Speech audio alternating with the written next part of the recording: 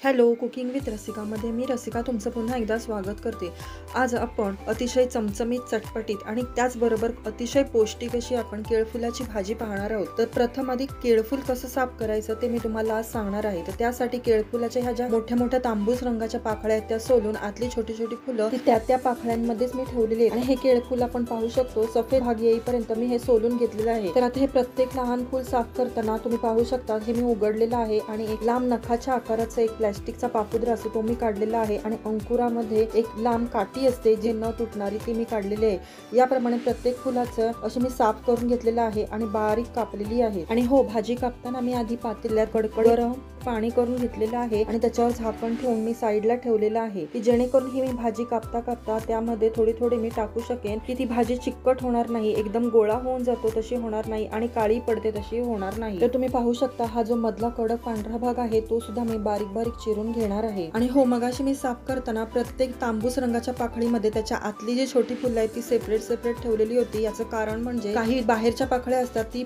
फुलं थोडी जून झालेली असतात म्हणजे जुनी, आणि आतली असतात ती कोवळी असतात। ती सेपरेट राहण्यासाठी मी कापताना मला ते लक्षात यायला हवं की काही कापताना कठीण आहे, जून झालेली आहेत, याकरता मी ती वेगळी ठेवलेली आहेत। नंतर मी ती कॅन्सल केलेली आहे। तर आपली केळफुलाची भाजी कापून झालेली आहे। त्यानंतर मी कढईमध्ये 3 चमचे तेल घेतलेलं आहे आणि त्यामध्ये एक मोठा कांदा किंवा मध्यम आकाराचे असतील तर 2 कांदे बारीक चिरून यामध्ये मी परतवून घेणार आहे। कांदा अर्धवट परतत आला की त्यामध्ये मी 1 इंच आलं आणि 5 ते 6 लसणाच्या पाकळ्या किसून यामध्ये मी घातलेल्या आहेत। हॅलो, रेसिपी पाहताय ना? माझी आजची रेसिपी आणि माझं केळफूल सोलण्याची पद्धत तुम्हाला कशी वाटली हे मला नक्की सांगा आणि तुम्ही पण याप्रमाणे करून पहा। ही भाजी नक्की करून खा, कारण पौष्टिक तर आहेच आणि स्वादिष्ट आणि चमचमीत सुद्धा लागते। तर आपला आलं लसूण पेस्ट कांद्याबरोबर मिनिटभर परतून झाल्यानंतर यामध्ये मी साधारण पाव चमचा हळद आणि 1.5 चमचा घरगुती जो आपला घरगुती मालवणी मसाला आहे तो मी टाकलेला आहे। तुम्ही जो नेहमी तुमच्या घरी वापरता गरम मसाला तो टाकला तरी चालेल। आणि त्यानंतर हे सगळं मिक्स करून झाल्यानंतर जी पाण्यामध्ये भाजी आपण कापून ठेवलेली होती ती मी पाणी वेगळं करून यामध्ये मी भाजी टाकलेली आहे आणि जरा ढवळून घेतलेला आहे। आता हे सर्व मिक्स झाल्यानंतर